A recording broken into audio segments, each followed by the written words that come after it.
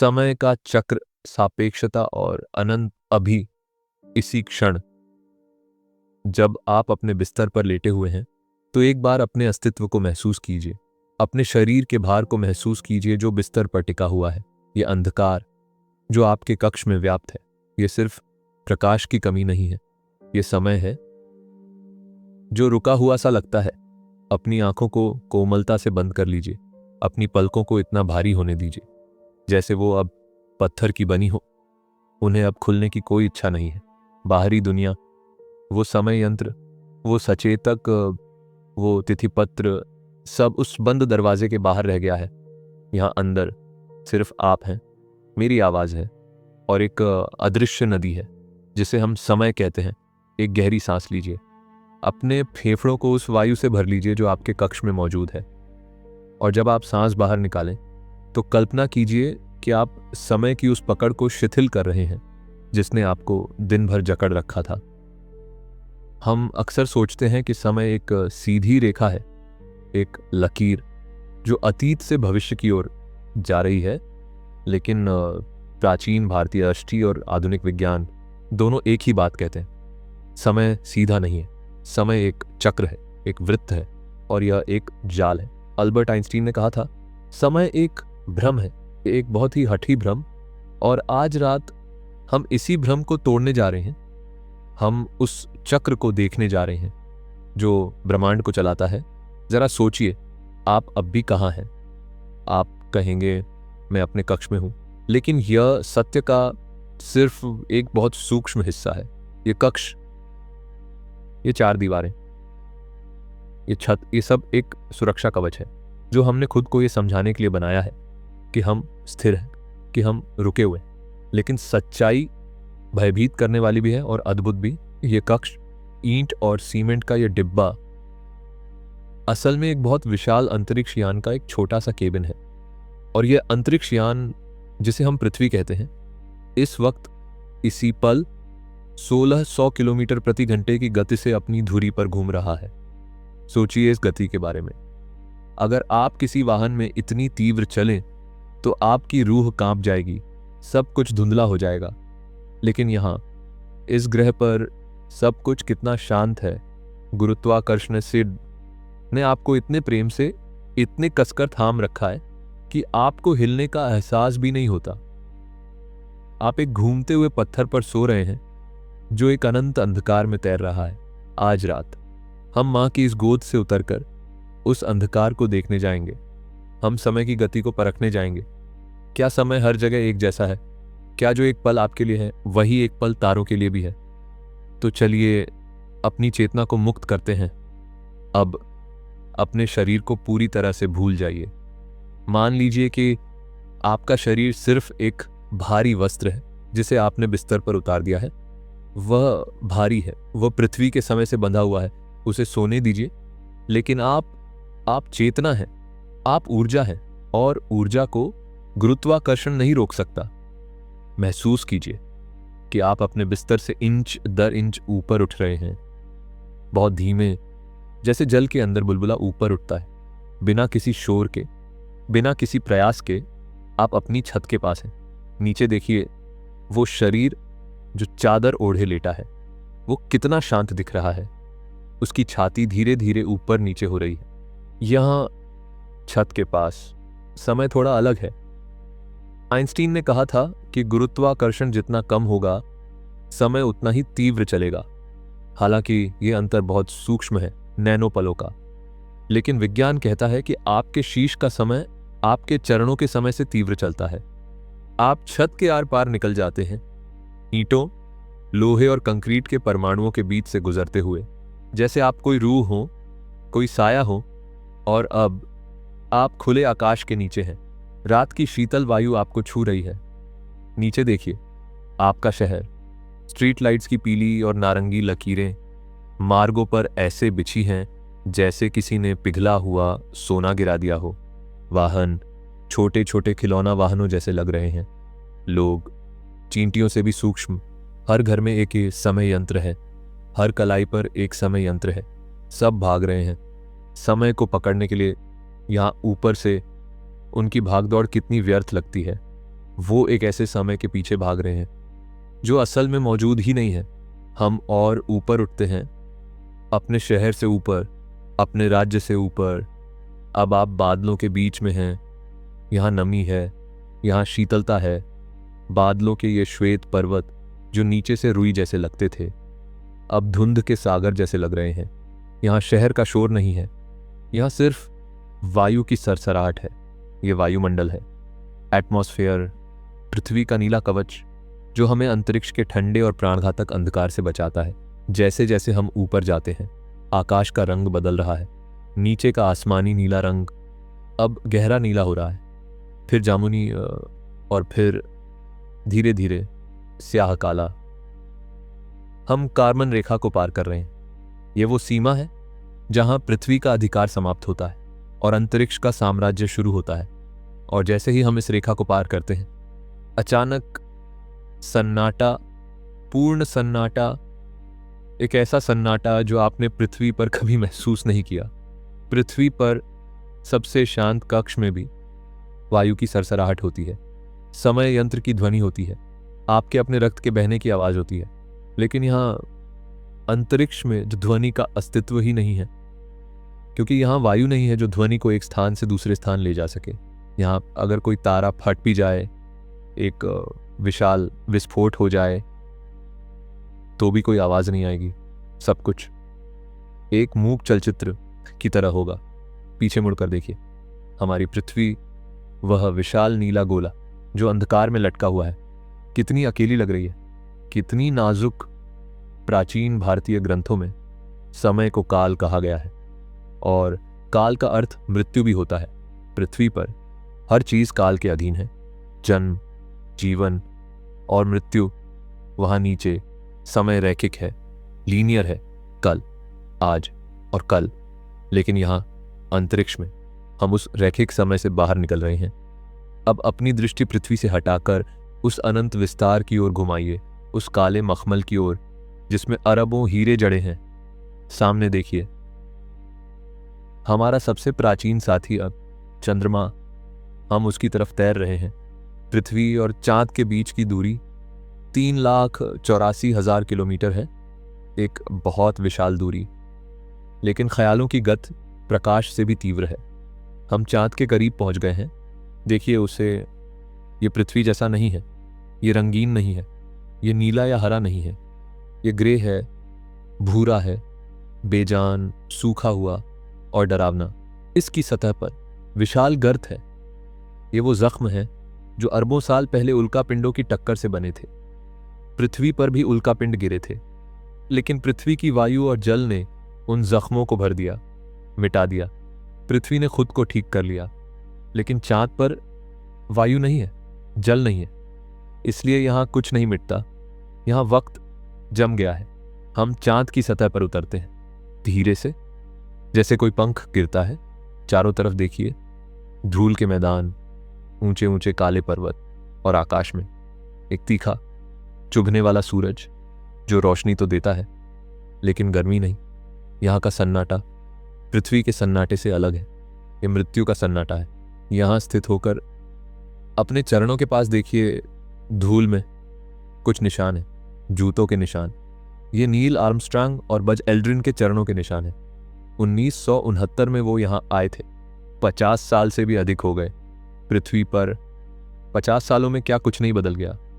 सरकारें बदल गईं, देश बदल गए, वन कट गए, नदियां सूख गई, पीढ़ियां आईं और चली गईं। लेकिन यहाँ चांद पर वो चरणों के निशान बिल्कुल वैसे ही है।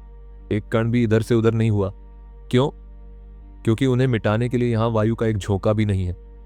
यहाँ बदलाव नहीं है, और जहाँ बदलाव नहीं है वहाँ समय का क्या अर्थ है?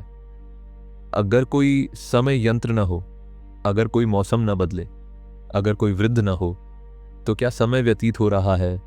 आइंस्टीन ने कहा था, समय सापेक्ष है। चंद्रमा का गुरुत्वाकर्षण पृथ्वी से कम है। आइंस्टीन के सिद्धांत के अनुसार जहां गुरुत्वाकर्षण कम होता है वहां समय तीव्र चलता है। इसका मतलब है कि चांद पर आपका समय यंत्र पृथ्वी के समय यंत्र से थोड़ा तीव्र चलेगा, बहुत किंचित, एक पल का करोड़वां हिस्सा, लेकिन फिर भी। तीव्र। तो अगर आप अपना पूरा जीवन चाँद पर बिताएं तो आप पृथ्वी पर रहने वाले अपने जुड़वां भाई से कुछ पल पहले वृद्ध हो जाएंगे। ये सुनने में विचित्र लगता है, लेकिन यही ब्रह्मांड का सत्य है। आपका शीश आपके चरणों से ज्यादा वृद्ध है, क्योंकि आपके चरण पृथ्वी के गुरुत्वाकर्षण के ज्यादा करीब है। समय कोई स्थिर वस्तु नहीं है, यह जल की तरह बहता है, कहीं तीव्र, कहीं धीमा। प्राचीन भारतीय कथाओं में एक राजा था, काकुदमी। राजा काकुदमी अपनी पुत्री रेवती के लिए वर खोजने ब्रह्मलोक गए, भगवान ब्रह्मा से मिलने। जब वे वहां पहुंचे तो ब्रह्मा जी गंधर्वों का संगीत सुन रहे थे। राजा को कुछ देर प्रतीक्षा करनी पड़ी, शायद कुछ पल या कुछ घंटे। जब संगीत समाप्त हुआ तो राजा ने ब्रह्मा जी से पूछा कि पृथ्वी पर मेरी पुत्री के लिए कौन सा वर सही रहेगा। ब्रह्मा जी हंसे और उन्होंने कहा, हे राजन, जिस समय तुम यहां संगीत सुन रहे थे पृथ्वी पर युग बीत गए। तुम्हारे मित्र, तुम्हारे मंत्री, तुम्हारे शत्रु, यहां तक कि उनके पोते परपोते भी अब नहीं रहे। जिस नगर को तुम त्याग कर आए थे अब उसका नामो निशान भी नहीं है। यह कहानी हजारों साल पुरानी है, लेकिन यह बिल्कुल वही बात कहती है जो आइंस्टीन ने 1915 में कही थी। समय का फैलाव ब्रह्मलोक में बिताए कुछ पल पृथ्वी के करोड़ों सालों के बराबर थे। क्या यह सिर्फ एक कहानी है, या हमारे पूर्वज जानते थे कि समय ब्रह्मांड में हर स्थान पर एक जैसा नहीं होता? यहां चांद पर स्थित होकर उस काले आकाश को देखिए जहां तारे बिना टिमटिमाए चमक रहे हैं। ये सन्नाटा हमें सोचने पर विवश करता है। हम अपनी सूक्ष्म सी जीवन यात्रा में समय को लेकर कितना व्याकुल रहते हैं। हमें लगता है हमारे पास समय नहीं है, लेकिन यहां इस बंजर दुनिया में समय का भंडार लगा है और उसे उपयोग करने वाला कोई नहीं है। ये चादर एक संग्रहालय है जहां इतिहास को सुरक्षित रखा गया है, निर्वात में रखकर। यहां की धूल बारूद जैसी महकती है, जली हुई गंध।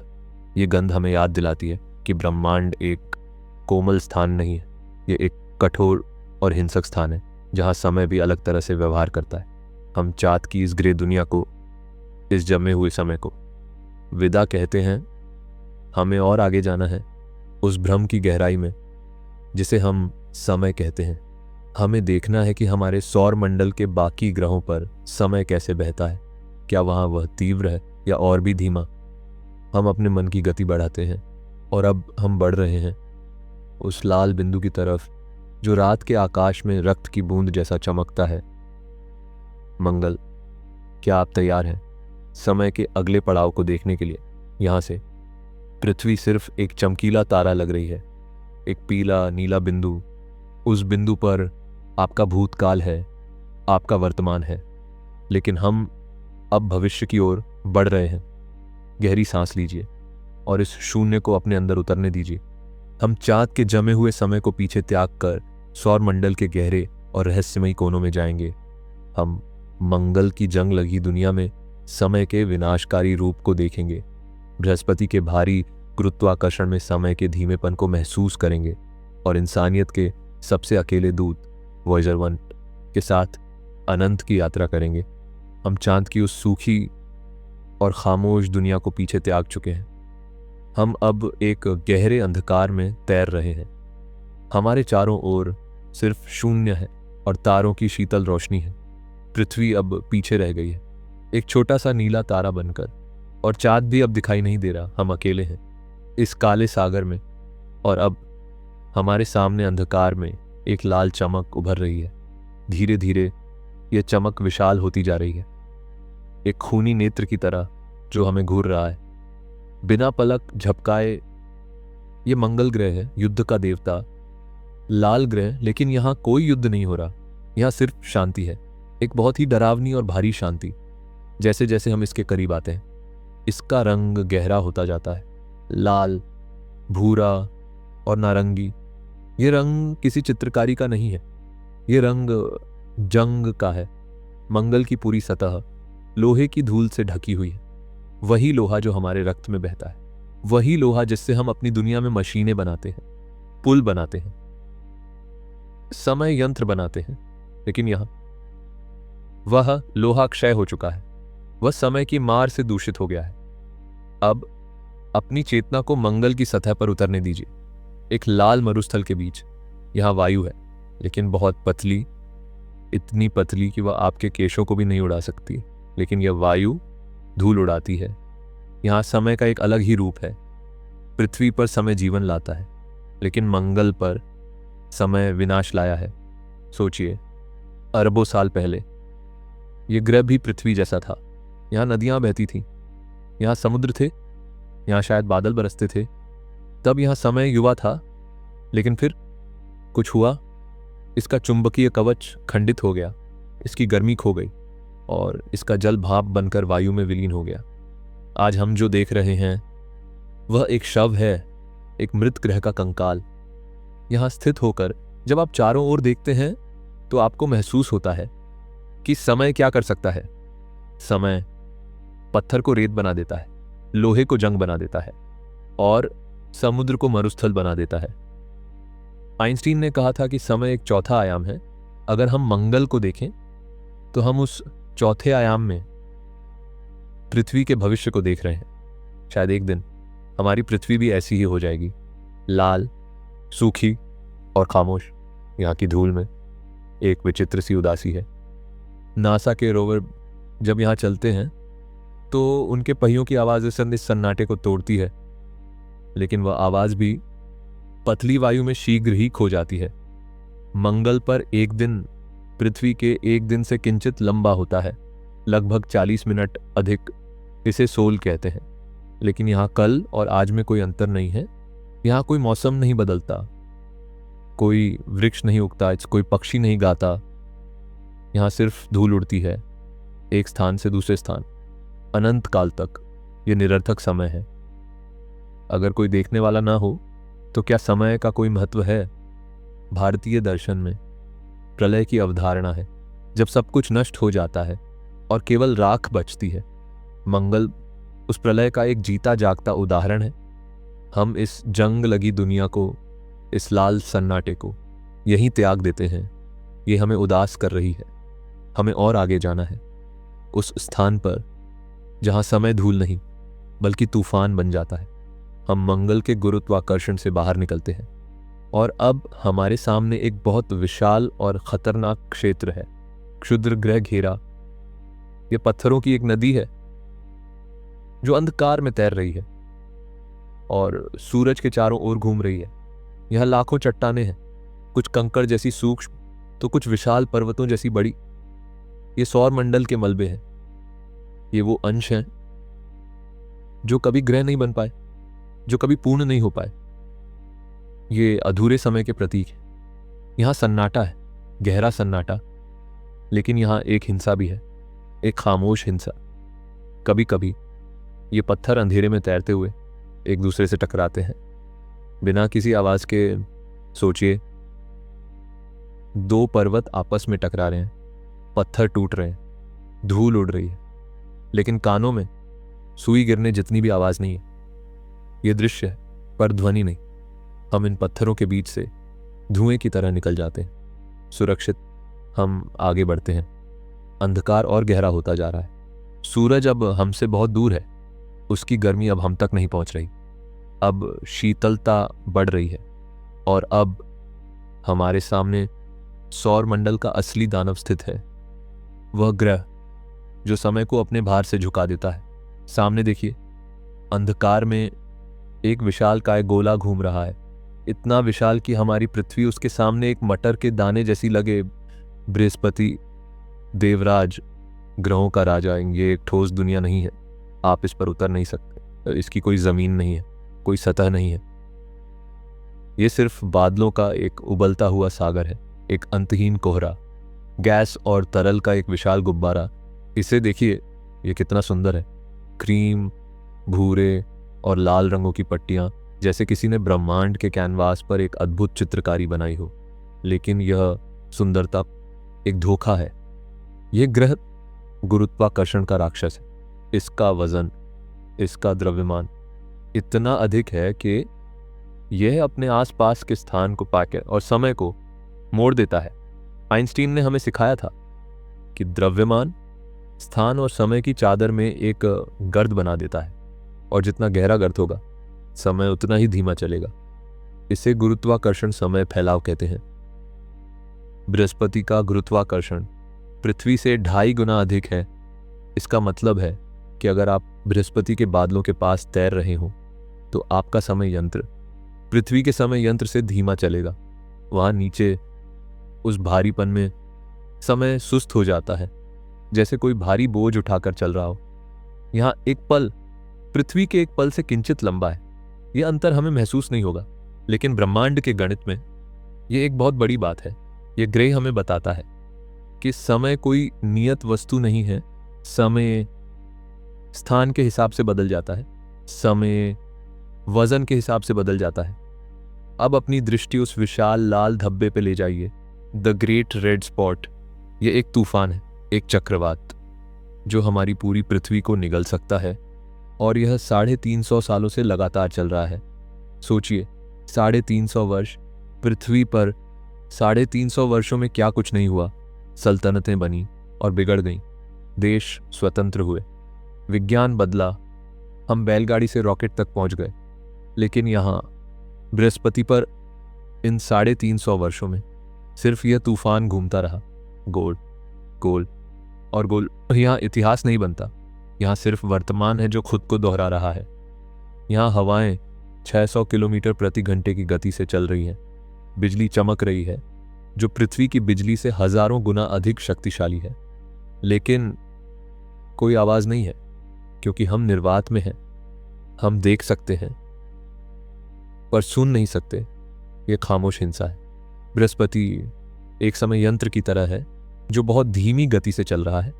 इस ग्रह के पास से गुजरते हुए आपको एक भारीपन महसूस होता है, जैसे कोई अदृश्य हाथ आपको नीचे खींच रहा हो। यह गुरुत्वाकर्षण है जो आपको भी अपनी चपेट में लेना चाहता है, जो आपके समय को भी धीमा करना चाहता है।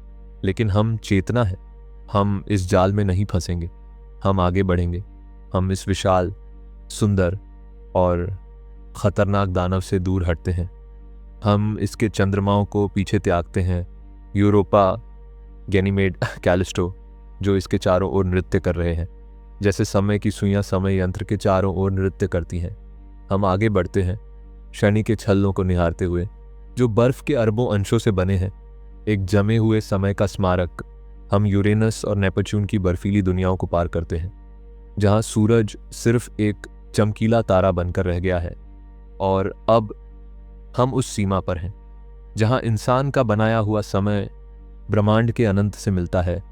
इस विशाल खालीपन में, गहरे अंधकार में, हमें एक छोटी सी वस्तु चमकती हुई दिखाई देती है। ये कोई पत्थर नहीं है, ये कोई बर्फ का अंश नहीं है। ये सीधी रेखाओं, सोने की परत और डिश एंटीना से बनी एक मशीन है। ये है वॉयजर 1, एक मशीन जिसे हम इंसानों ने बनाया और 1977 में अंतरिक्ष में फेंक दिया, एक संदेशवाहक की तरह। अब यह पृथ्वी से 24 अरब किलोमीटर दूर है। जरा सोचिए इस दूरी के बारे में, प्रकाश को भी, जो ब्रह्मांड में सबसे तीव्र है। यहां तक पहुंचने में लगभग 22 घंटे लगते हैं। यह वॉयजर एकदम अकेला है। इसके आसपास अरबों किलोमीटर तक कुछ नहीं है, कोई वायु नहीं, कोई मित्र नहीं, सिर्फ अंधकार और परम शीतलता। लेकिन यह मशीन अभी भी चल रही है। 17 किलोमीटर प्रति पल की गति से यह अपने घर से, अपने बनाने वालों से इतना दूर आ गया है कि अब वापसी संभव नहीं है। यह कभी लौट कर नहीं आएगा। वॉयजर इंसानियत का काल पात्र है। इसके वक्ष पर एक सोने का रिकॉर्ड लगा है। इस रिकॉर्ड में पृथ्वी की ध्वनियां कैद हैं, वर्षा की आवाज, बच्चों की हंसी, संगीत और 55 भाषाओं में नमस्ते। हमने अपनी आवाजों को समय के चंगुल से निकालकर इस रिकॉर्ड में जमा दिया है। जब पृथ्वी नहीं रहेगी, जब हम नहीं रहेंगे, जब हमारी पुस्तकें और इमारतें धूल बन जाएंगी, तब भी ये वॉयजर तारों के बीच तैरता रहेगा, हमारी यादों को लिए हुए। ये एक अमृता की चेष्टा है। यहाँ वॉयजर के पास समय का कोई अर्थ नहीं है। यहाँ दिन नहीं होता, रात नहीं होती, वर्ष नहीं बदलते, यहाँ सिर्फ अनंत है। वॉयेजर एक ऐसे समय में प्रवेश कर चुका है जो मानवीय समझ से परे है। यह अब तारों की धूल का हिस्सा बन चुका है, एक ब्रह्मांडीय अनाथ। हम वॉयेजर के पास थोड़ी देर रुकते हैं, उस शीतल धातु को अपने ख्यालों में स्पर्श करते हैं, महसूस करते हैं। उस एकांत को महसूस कीजिए। क्या यह दुखद है? कदाचित नहीं। यह एक तपस्या है, एक ध्यान है। वॉयेजर ने खुद को वर्तमान के शोर से अलग कर लिया है और अब वह शाश्वत की ओर बढ़ रहा है। हम वॉयेजर को विदा कहते हैं। विदाई नन्हे यात्री, चलते रहना जब तक तुम चल सकते हो। और अब हम एक अदृश्य दीवार को पार कर रहे हैं।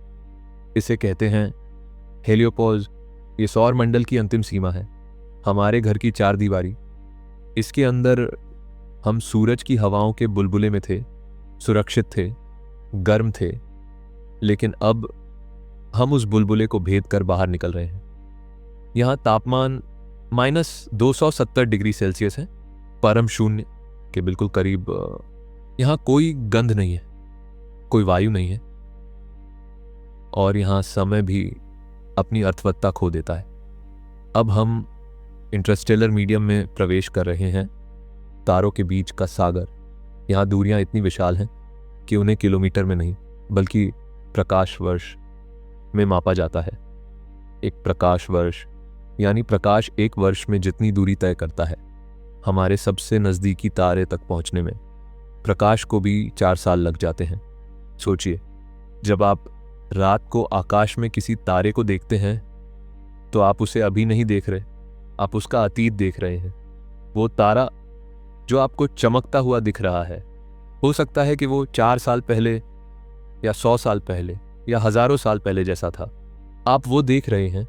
हो सकता है कि वो तारा अब मर चुका हो, लेकिन उसकी रोशनी, उसकी मृत्यु की खबर अभी तक हम तक नहीं पहुंची है।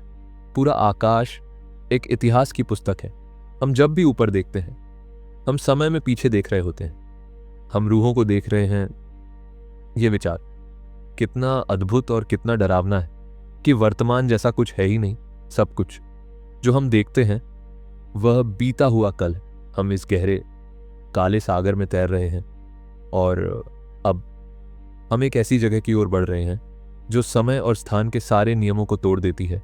एक ऐसी जगह जहां समय सिर्फ धीमा नहीं होता बल्कि रुक जाता है, थम जाता है। ब्लैक होल, कृष्ण विवर। क्या आप तैयार हैं समय के अंत को देखने के लिए? गहरी सांस लीजिए और अपने मन को उस परम शून्य के लिए तैयार कीजिए। हम सौर मंडल की सीमाओं से बहुत दूर निकल जाएंगे। हम उस स्थान पर प्रवेश करेंगे जहां दूरी का अर्थ स्थान नहीं बल्कि समय है। हम प्रकाश की गति की सीमाओं को समझेंगे और फिर हम ब्रह्मांड के सबसे रहस्यमयी और भारी पिंड ब्लैक होल के पास जाएंगे, जहां आइंस्टीन का समय और वेदों का काल एक हो जाते हैं। हम वॉयेजर को पीछे त्याग चुके हैं। हम अपने सौर मंडल के उस गर्म बुलबुले हेलियोस्फीयर से बाहर निकल चुके हैं। अब हम इंटरस्टेलर स्पेस में हैं, तारों के बीच का स्थान। यहाँ अंधकार अपनी पूरी शक्ति में है। ये वह अंधकार नहीं है जो रात को बत्ती बुझाने पर होता है। ये प्राचीन अंधकार है जो तारों के जन्म से पहले भी था और तारों के मरने के बाद भी रहेगा। यहाँ सन्नाटा इतना गहरा है कि यह आपके मन के विचारों को भी निगल सकता है। इस स्थान पर दूरी का अर्थ बदल जाता है। यहाँ किलोमीटर या मील का कोई अर्थ नहीं है, वे बहुत सूक्ष्म है, चींटी के कदमों जैसे। यहाँ हम प्रकाश वर्ष में बात करते हैं। एक प्रकाश वर्ष यानी रोशनी एक वर्ष में जितनी दूरी तय करती है, सोचिए, प्रकाश की गति 3 लाख किलोमीटर प्रति पल। एक पल में पृथ्वी के 7 चक्कर। इतनी तीव्र गति, लेकिन इस विशाल अनंत फैलाव में यह गति भी रेंगने जैसी लगती है। हमारे सबसे नज़दीकी तारे प्रॉक्सिमा सेंटरी तक पहुंचने में प्रकाश को भी 4 साल लग जाते हैं। इसका एक बहुत गहरा और दार्शनिक अर्थ है। जब आप अपनी चेतना की आंखों से उन दूर टिमटिमाते तारों को देख रहे हैं तो आप उन्हें आज में नहीं देख रहे, आप उनका अतीत देख रहे हैं। वो तारा जो आपके दाईं ओर चमक रहा है हो सकता है कि उसकी रोशनी को आप तक पहुंचने में 100 साल लगे हों, तो आप उस तारे को वैसा देख रहे हैं जैसा वह 100 साल पहले था। हो सकता है कि आज इसी क्षण वह तारा मर चुका हो, फट चुका हो, राख बन चुका हो, लेकिन उसकी मृत्यु की खबर उस रोशनी के जरिए हम तक पहुंचने में अभी 100 साल और लगेंगे। हम एक भूतिया आकाश को देख रहे हैं, रूहों की महफिल, पूरा ब्रह्मांड एक समय यंत्र है। हम जितना दूर देखते हैं, हम समय में उतना ही पीछे झांक रहे होते हैं। यह विचार हमें हमारी देरी का एहसास कराता है। हम हर वस्तु को विलंब से देखते हैं। हम कभी भी वर्तमान को नहीं देख पाते, यहाँ तक कि जब आप पृथ्वी पर अपने सामने बैठे इंसान को देखते हैं तो भी आप उसे नैनो पलों पुराने अतीत में देख रहे होते हैं, क्योंकि रोशनी को वहां से यहाँ तक आने में भी वक्त लगता है। वर्तमान एक धोखा है, एक भ्रम है, जैसा कि आइंस्टीन ने कहा था। हम इस गहरे शीतल सागर में तैर रहे हैं जहां समय की धाराएं बह रही हैं, और अब हम एक ऐसी जगह की ओर बढ़ रहे हैं जो इस धारा को ही बदल देती है, जो समय को निचोड़ देती है। सामने देखिए, वहां अंतरिक्ष का ताना बाना खिंच रहा है, वक्र हो रहा है। तारे जो उस बिंदु के पीछे हैं वो सीधे नहीं दिख रहे, उनकी रोशनी घूम रही है, जैसे आप किसी गोल कांच के पात्र में से देख रहे हों, जल की तरह हिलती हुई रोशनी। और उस खिंचाव के केंद्र में एक गोला है, एक काला गोला, इतना काला जरा कि यह अंधकार को भी लज्जित कर दे। यह अनुपस्थिति है, यह है कृष्ण विवरण ब्लैक होल। हम धीरे धीरे बहुत सावधानी से इस सोए हुए दानव के पास जा रहे हैं। ये कोई छिद्र नहीं है, ये एक पिंड है, एक वस्तु है। ये एक ऐसा तारा था जो अपने ही अहंकार, अपने ही भार से थक गया और अपने ही अंदर ढह गया। इसका गुरुत्वाकर्षण जो अनंत है। पृथ्वी पर गुरुत्वाकर्षण हमें धरा से जोड़े रखता है, लेकिन यहाँ गुरुत्वाकर्षण समय को पकड़ लेता है और उसे जकड़ लेता है। आइंस्टीन का सिद्धांत यहाँ अपने चरम रूप में है। गुरुत्वाकर्षण समय फैलाव नियम सरल है। गुरुत्वाकर्षण जितना तीव्र होगा, समय उतना ही धीमा चलेगा। हम इसके और करीब जाते हैं, लेकिन एक सुरक्षित दूरी बनाकर इसके चारों ओर देखिए, एक चमकती हुई तश्तरी है। यह गैस और धूल का एक बवंडर है जो ब्लैक होल में गिरने की प्रतीक्षा कर रहा है। यह बवंडर प्रकाश की गति के करीब घूम रहा है और घर्षण से चमक रहा है, लेकिन उस चमक के बीच में वह काला सन्नाटा है। घटना क्षितिज, ये वो लक्ष्मण रेखा है जिसके पार जाने वाला कभी वापस नहीं आता। न रोशनी, न जानकारी, न समय। अब एक कल्पना कीजिए, मान लीजिए कि आप एक अंतरिक्ष यात्री हैं और आप इस ब्लैक होल के करीब जाने का निर्णय करते हैं, और मैं आपका साथी दूर सुरक्षित दूरी पर अपने जहाज में स्थित आपको देख रहा हूं। जैसे जैसे आप ब्लैक होल के पास जाएंगे, मेरे लिए आपकी गति धीमी होती जाएगी।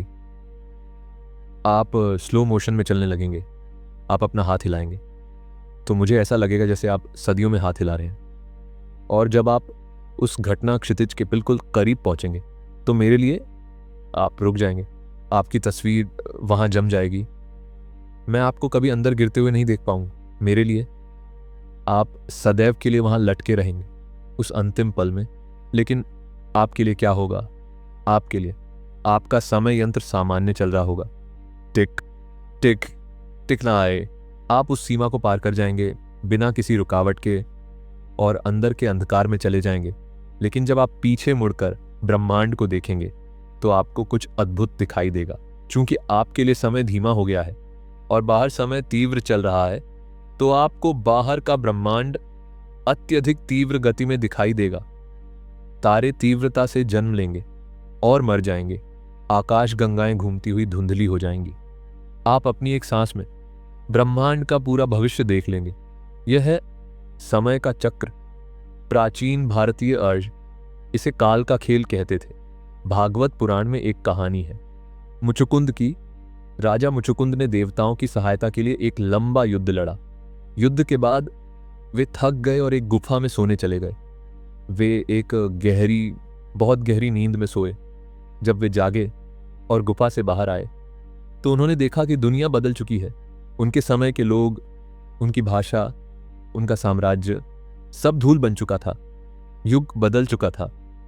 उनकी एक नींद और बाहर हजारों वर्ष बीत गए। ये कहानी ब्लैक होल के पास सोने जैसी ही है।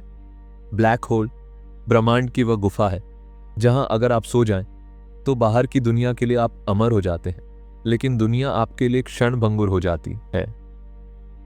समय निरपेक्ष नहीं है, ये एक अनुभव है। और नींद भी तो एक तरह का ब्लैक होल है ना।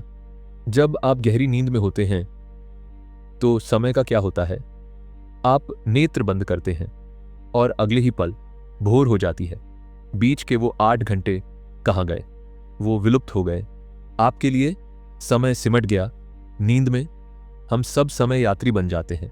हम भविष्य की ओर छलांग लगाते हैं बिना उस समय को या इस ब्लैक होल के पास तैरते हुए उस ठहराव को महसूस कीजिए।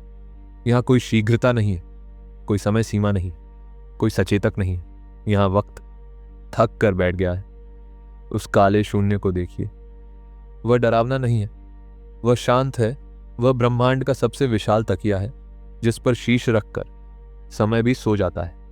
अब हम उस घटना क्षितिज के किनारे से किंचित पीछे हटते हैं। हमें अंदर नहीं जाना क्योंकि वहां से वापसी नहीं है और हमारी कथा अभी शेष है। लेकिन इस ब्लैक होल का प्रभाव दूर दूर तक फैला हुआ है। आइंस्टीन ने बताया था कि द्रव्यमान स्थान को मोड़ देता है, जैसे एक गद्दे पर रखी भारी गेंद गद्दे को दबा देती है। हम उस मुड़े हुए स्थान में तैर रहे हैं। यहां आप महसूस कर सकते हैं कि समय कैसे खींच रहा है, जैसे रबर को खींचा जाता है। आपके चरणों पर समय आपके शीश के समय से अलग है। अगर आप ब्लैक होल की तरफ चरण करके गिरे तो गुरुत्वाकर्षण का खिंचाव आपके चरणों पर इतना अधिक होगा और शीश पर कम आडीडी कि आपका शरीर खींचकर सेवी जैसा हो जाएगा। वैज्ञानिक इसे गंभीरता से स्पेगेटिफिकेशन कहते हैं। लेकिन हम शरीर नहीं है, हम चेतना है। इसीलिए हम उस खिंचाव को एक आध्यात्मिक खिंचाव की तरह महसूस करते हैं। यह खिंचाव हमें हमारे छोटे से मैं से बाहर निकालता है और हमें विराट से जोड़ता है। हम इस काले सूर्य को प्रणाम करते हैं, इस समय के देवता को नमन करते हैं और अब हमें इससे दूर जाना है। हमें उस विशाल चित्र को देखना है जिसका यह ब्लैक होल भी बस एक सूक्ष्म सा अंश है। हमें यह समझना है कि हम कौन हैं और ये समय का खेल हमें कहाँ ले जा रहा है। हम ऊपर उठ रहे हैं, ब्लैक होल के गुरुत्वाकर्षण के कुएं से बाहर निकल रहे हैं। धीरे धीरे समय अपनी सामान्य गति पकड़ रहा है। टिक टिक टिक। लेकिन अब उस टिक टिक का अर्थ बदल गया है। अब हम जानते हैं कि यह टिक टिक पत्थर की लकीर नहीं है, यह सिर्फ एक समझौता है। हम अपनी आकाश गंगा मिल्की वे से भी दूर जा रहे हैं। ऊपर और ऊपर, हम इतना ऊपर जा रहे हैं जहां से आकाश गंगाएं भी धूल के कण जैसी लगती है। क्या आप तैयार हैं ब्रह्मांड के सबसे विशाल रूप, विश्व रूप को देखने के लिए? अपनी चेतना को विस्तार दीजिए, क्योंकि अब हम लानियाकिया की ओर बढ़ रहे हैं। हम ब्रह्मांड के सबसे विशाल स्वरूप का दर्शन करेंगे। हम लानियाकिया और ब्रह्मांडीय जाल को देखेंगे। हम ये समझेंगे कि हम केवल हार्डमांस के पुतले नहीं, बल्कि तारों की धूल हैं, और हम उस परम सत्य को स्वीकार करेंगे जो हमें समय के भय से मुक्त करता है। हम उस काले सूर्य, उस ब्लैक होल को पीछे त्याग चुके हैं। हम उसके गुरुत्वाकर्षण की भारी बेड़ियों से मुक्त हो चुके हैं। समय जो वहां जम गया था अब फिर से बहने लगा है, लेकिन अब इस बहते हुए समय का अर्थ हमारे लिए बदल चुका है। अब हम ऊपर उठ रहे हैं, बहुत ऊपर, अपनी आकाश गंगा मिल्की वे से भी बाहर निकल रहे हैं। जैसे जैसे हम ऊपर उठते हैं, हमारी आकाश गंगा सूक्ष्म होती जा रही है।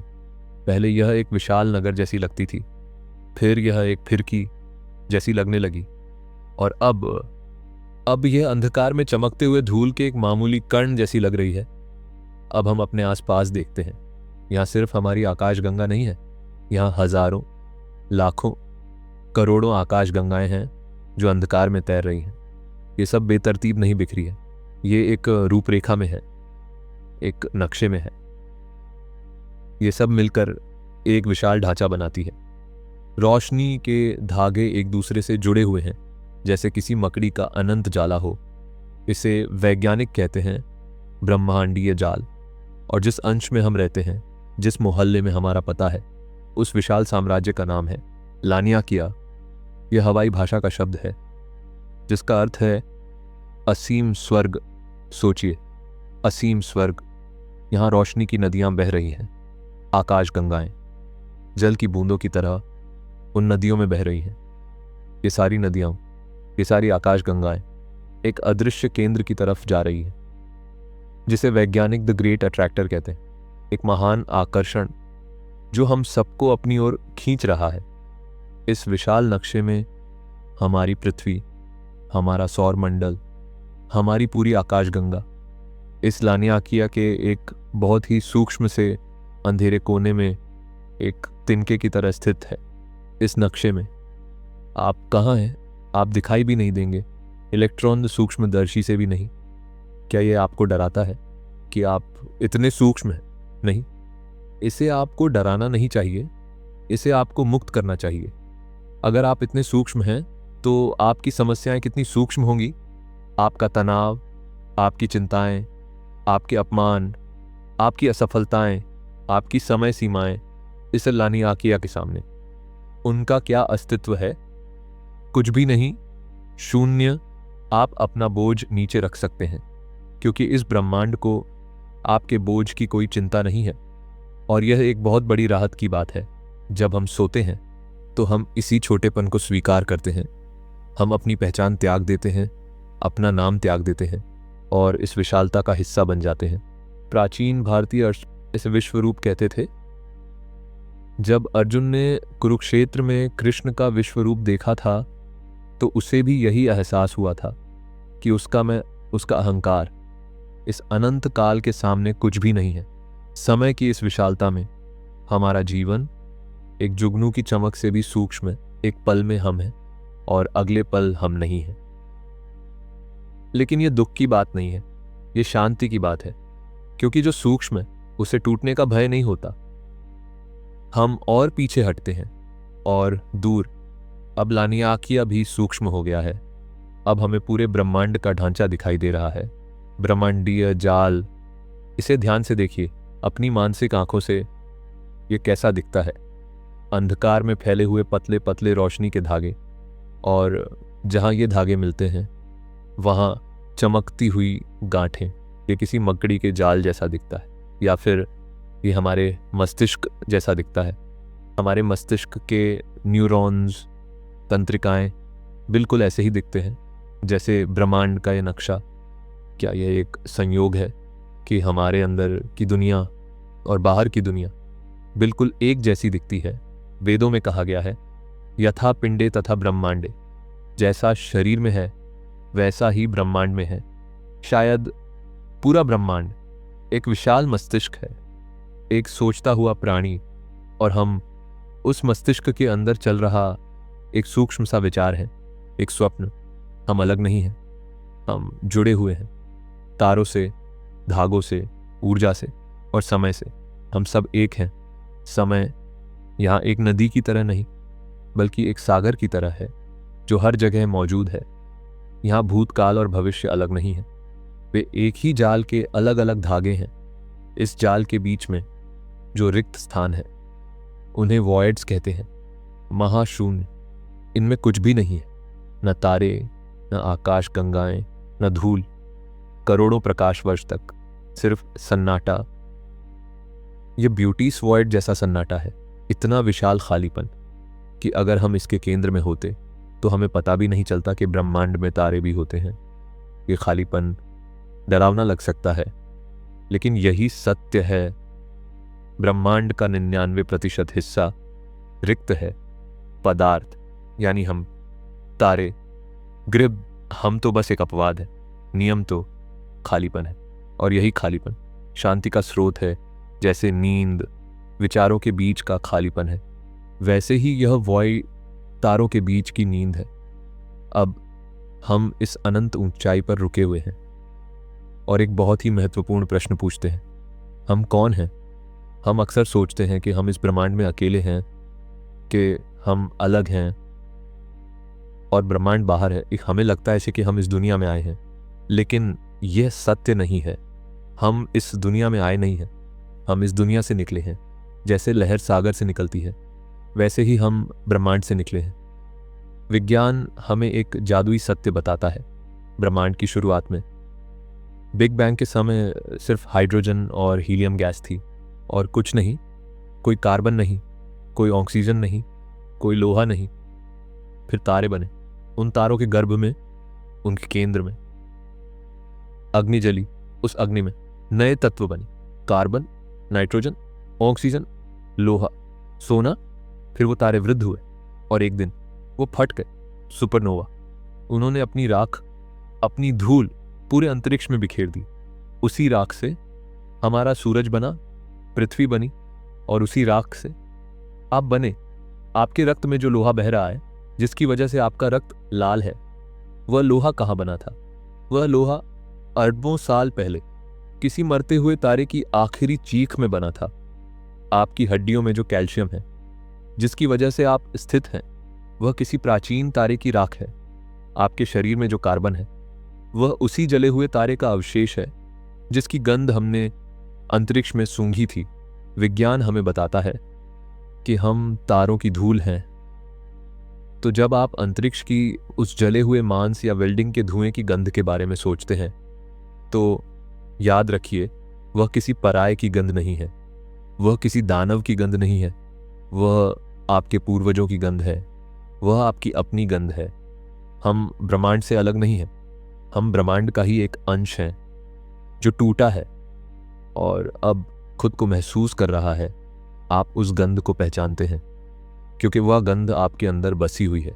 ये विचार आपको इस अकेलेपन से मुक्ति दिलाता है। आप अकेले नहीं हैं, आप सब कुछ हैं। आप वह तारा हैं जो जल चुका है, आप वह धूल हैं जो उड़ रही है। इस सत्य को अपने हृदय में उतरने दीजिए। जैसे वर्षा की बूंदें सूखी मिट्टी में उतरती हैं, अब समय आ गया है वापस लौटने का। हमने बहुत लंबी यात्रा की है। हमने जन्म देखा, हमने मृत्यु देखी, हमने गंध महसूस की। अब इस थकी हुई तारों की धूल को विश्राम की आवश्यकता है। हम उस ब्रह्मांडीय जाल को, उस लानियाकिया को, उन अरबों आकाश गंगाओं को विदा कहते हैं। हम नीचे उतर रहे हैं, बहुत तीव्र गति से, लेकिन बहुत कोमलता से। हम अंधकार के सागर में गोता लगा रहे हैं, वापस अपने घर की ओर। सामने देखिए, हमारी आकाश गंगा, मिल्की वे, एक परिचित रोशनी। हम उसके अंदर प्रवेश करते हैं, लाखों तारों के बीच से गुजरते हुए, जहां रसबेरी की महक है। हम आगे बढ़ते हैं, हम अपने सौर मंडल को खोजते हैं। वो छोटा सा पीला तारा, हमारा सूरज। हम हेलियोपॉज को पार करते हैं और वॉयेजर को पीछे त्याग देते हैं, जो अभी भी अपनी यात्रा पर है। हम नेपच्यून की शीतल वायु को पार करते हैं, शनि के डरावने गीतों को पीछे त्याग देते हैं, बृहस्पति के तूफानों और उसकी कड़वे बादाम वाली गंध से बचते हुए हम आगे बढ़ते हैं। क्षुद्र ग्रहों की जलती हुई गंध को पार करते हैं, मंगल की लाल धूल और जंग की गंध को पार करते हैं, चांद की बारूद वाली राख को पार करते हैं, और फिर सामने वो नीला, गीला और चमकदार मोती, हमारी पृथ्वी। कितनी शांत, कितनी सुरक्षित, अंतरिक्ष के अंधकार में चमकती हुई यहाँ की गंध जीवन की गंध है। हम वायुमंडल में प्रवेश करते हैं, ओजोन की परत को पार करते हैं, बादलों को भेदते हुए जहां वर्षा की खुशबू है। हम आपके महाद्वीप, आपके देश, आपके नगर के ऊपर आ गए हैं। नगर की बत्तियां अब धीमी हो चुकी हैं, दुनिया सो रही है, सब शांत है। हम आपकी इमारत, आपकी छत के पार, आपके कक्ष में वापस आ गए हैं। अब अपने शरीर को महसूस कीजिए, वापस अपने बिस्तर पर। बिस्तर का वो स्पर्श जो आपकी पीठ को सहारा दे रहा है, गुरुत्वाकर्षण जो आपको प्रेम से थामे हुए है ताकि आप अंतरिक्ष में खो ना जाएं। आप सुरक्षित हैं। एक गहरी सांस लीजिए अपने कक्ष की वायु को सूंघिए। अब यह गंध आपको बहुत प्रिय लगेगी। ये सुरक्षा की गंध है, ये विश्राम की गंध है। अब आप जानते हैं कि बाहर क्या है, जलती हुई धातु और विषैली गैसें और अनंत सन्नाटा। लेकिन यहाँ इस छोटे से डिब्बे में आप सुरक्षित हैं। ये आपका पात्र है। आपने अभी अभी अनंत की यात्रा की है और अब आप वापस आ गए हैं। ब्रह्मांड का 99% हिस्सा रिक्त स्थान है और परमाणु जिससे आप बने हैं वह भी 99% रिक्त है। आप भी उसी शून्यता से बने हैं, आप भी उसी सन्नाटे से बने हैं। तो इस खालीपन से भयभीत मत होइए, इसे अपना लीजिए। अपने विचारों को उस जले हुए तारे के धुएं की तरह वायु में बिखर जाने दीजिए। कोई अतीत नहीं, कोई भविष्य नहीं, सिर्फ यह पल और यह शांति। जैसे ब्लैक होल में वक्त थम जाता है, वैसे ही अपनी नींद में वक्त को थम जाने दीजिए। आप सुरक्षित हैं, आप अपने घर में हैं, आप तारों की धूल हैं जो अब विश्राम कर रही है। धीरे धीरे इस गहरे आरामदायक मखमली अंधकार में डूबते जाइए। अंतरिक्ष की वह खामोश लोरी सुनिए। शुभ रात्रि ब्रह्मांड के नन्हे यात्री, शुभ रात्रि, शुभ रात्रि। शून्य। इस अंतिम चरण में हम अपनी चेतना को वापस अपने शरीर में स्थापित करेंगे। हम प्राचीन भारतीय दर्शन के शून्य और सुषुप्ति के रहस्य को समझेंगे और अंत में हम उस गहरी नींद में डूब जाएंगे जहां समय का कोई अस्तित्व नहीं होता। हम अपनी छत के पार, ईंटों और सीमेंट की दीवारों के पार वापस अपने कक्ष में आ गए हैं। नीचे देखिए, वह बिस्तर, वह चादर और उस पर लेटा हुआ वह शरीर, वह आप हैं। वह शरीर जो गुरुत्वाकर्षण के कारण बिस्तर पर दबा हुआ है, वह सुरक्षित है, वह शांत है। धीरे धीरे, बहुत कोमलता से अपनी चेतना को उस शरीर के अंदर प्रवेश करने दीजिए। जैसे जल स्पंज में समा जाता है, वैसे ही आप अपने शरीर में समा रहे हैं। अपने चरणों की उंगलियों को महसूस कीजिए, वे भारी हैं, लेकिन यह भारीपन अब बोझ नहीं लग रहा, ये सुरक्षा लग रहा है। अपने हाथों को महसूस कीजिए, अपनी पीठ को बिस्तर के स्पर्श के साथ महसूस कीजिए। गुरुत्वाकर्षण अब आपको कैद नहीं कर रहा, बल्कि वह आपको गले लगा रहा है, वह आपको अंतरिक्ष में खो जाने से बचा रहा है। ये धरती, ये स्पिनिंग रॉक आपको पकड़े हुए है एक माँ की तरह। अब अपने कक्ष की आवाज़ों को सुनिए, समय यंत्र की टिक टिक टिक टिक टिक। पहले यह टिक टिक आपको समय के बीतने का भय देती थी, लेकिन अब इस ब्रह्मांडीय यात्रा के बाद यह टिक टिक बदल गई है। अब यह टिक टिक ब्रह्मांड की धड़कन जैसी लग रही है। आप जानते हैं कि समय सापेक्ष है। ये समय यंत्र, ये इंसानों का बनाया हुआ समय सिर्फ एक खेल है, एक सुविधा है। असली समय तो वह अनंत है जिसे आप अभी अभी देख कर आए हैं। इसलिए अब कोई शीघ्रता नहीं है, कोई चिंता नहीं है। कल की समय सीमा, कल की बैठक, कल की चिंताएं उस लानियाकिया के नक्शे में धूल के कण से भी सूक्ष्म है। उन्हें जाने दीजिए। अब अपनी बंद आंखों के पीछे उस अंधकार को देखिए। यह अंधकार रिक्त नहीं है। प्राचीन भारत ने दुनिया को एक सबसे बड़ा उपहार दिया था, शून्य।